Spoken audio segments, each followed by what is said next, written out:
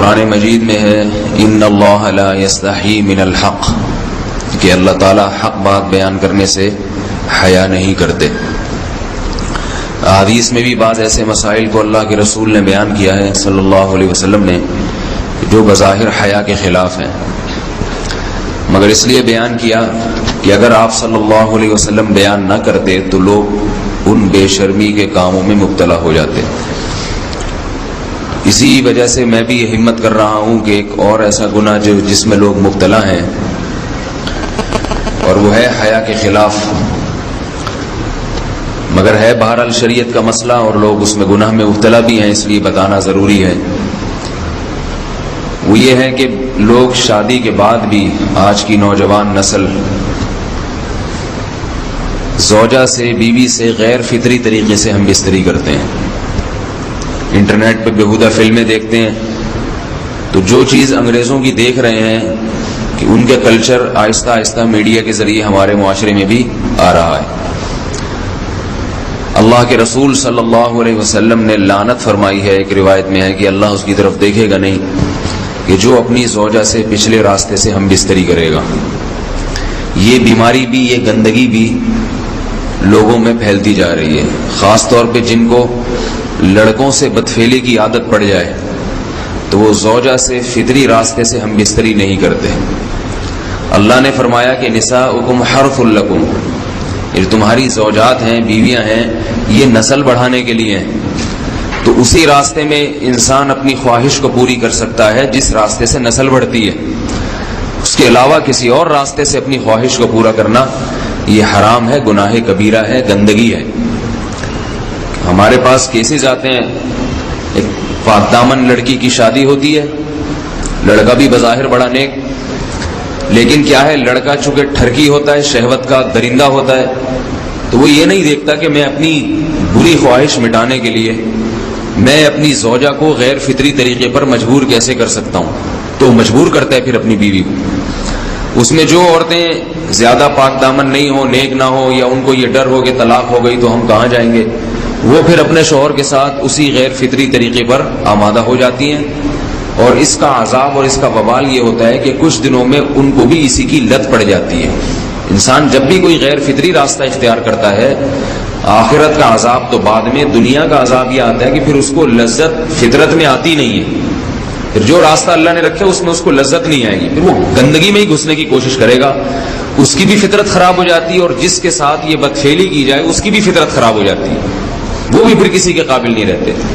تو اپنے جان پر رحم کرنا چاہیے۔ ہم انسان ہیں، ہم درندے نہیں ہیں، ہم گھوڑے نہیں ہیں، ہم گدھے نہیں ہیں، ہم جانور نہیں ہیں، ہم انگریز نہیں ہیں۔ انگریز نے تو حیا اور شرم کی تمام حدود کو توڑ دیا ہے، وہ تو درندے بن چکے ہیں، ہم تو درندے نہیں ہیں، ہم تو حلال کھاتے ہیں، پاک صاف رہنے کی کوشش کرتے ہیں، تو ہم ان کی جو کلچر دیکھ دیکھ کے ہم ویسے درندے بننے کی کوشش کیوں کریں؟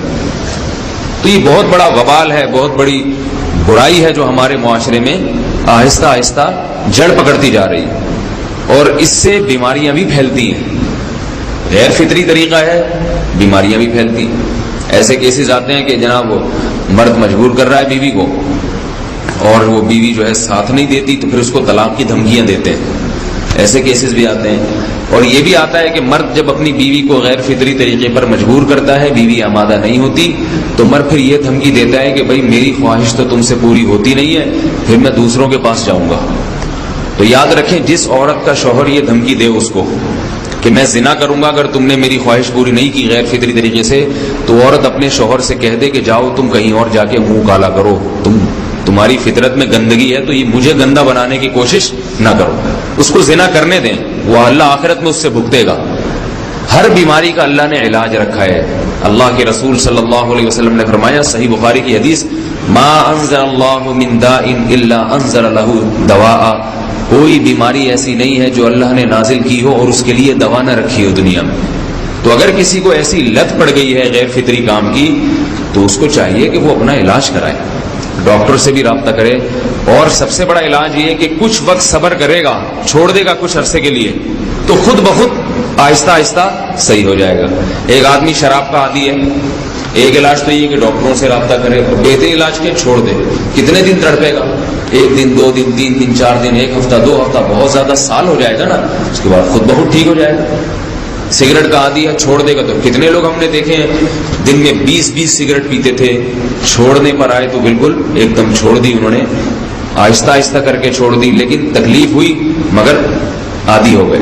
تو اب کسی کو یہ لت پڑ گئی ہے غلط کام کی، برائی کی، تو اس کا بہترین علاج یہ ہے کہ وہ اپنے آپ کو بدلنے کی کوشش کرے، ماحول بدلے، اور کچھ وقت صبر کرے گا تو اللہ اس سے یہ عادت چھڑا دے گا۔ نہیں کی، صبر نہیں کیا اس نے، پھر اسی گندگی میں موت واقع ہوگی، پھر آخرت کا عذاب بہت سخت، نسلیں برباد ہو جاتی ہیں اس عمل سے انسان کی۔ تو بات حیا کے خلاف ہے، مگر یہ کہ ایک بزرگ تھے وہ بات فرما رہے تھے، تو کسی نے پوچھا کہ حضرت آپ حیا کے خلاف بات کرتے ہیں، تو انہوں نے فرمایا تم بے حیائی کے کام نہیں چھوڑتے، ہم اس چھڑوانے کے لیے بات کریں تو ہم برے ہیں، اور تم کام کرو تو بھی برے نہیں۔ برائی کا کام کرنے میں برا نہیں بنتا، اور برائی کے خلاف بولنے والا برا بن جاتا ہے کہ دیکھو یہ کیسی باتیں کر رہے ہیں۔ تو بھائی باتیں ہیں اس لیے ہیں کہ یہ معاشرے میں یہ برائی پھیلتی چلی جا رہی ہے، اور یہ ہماری اپنا کلچر نہیں ہے، یہ امپورٹ ہو رہا ہے باہر سے، یہ امپورٹ ہو رہا ہے، یہ وہاں میڈیا کے ذریعے آ رہا ہے۔ تو وہ چیزیں دیکھا نہ کریں اور ان لوگوں سے دور رہا کریں۔ ہمیں تو دین کا داعی ہو کے ان کو ہدایت پر لانا تھا، بجائے ہم ہدایت پہ چل کے دوسروں کو چلانے والے بن کے ان کے راستے پہ ہم نے چلنا شروع کر دیا۔ اللہ تعالیٰ ہمیں اب دیکھیں ان کے ہاں ایڈز کا مرض پھیل گیا ہے۔ آپ بتائیے یہ ایڈز کا مرض ہمارا ہے کیا؟ یہ بیماری ہماری ہے یا ان کی ہے؟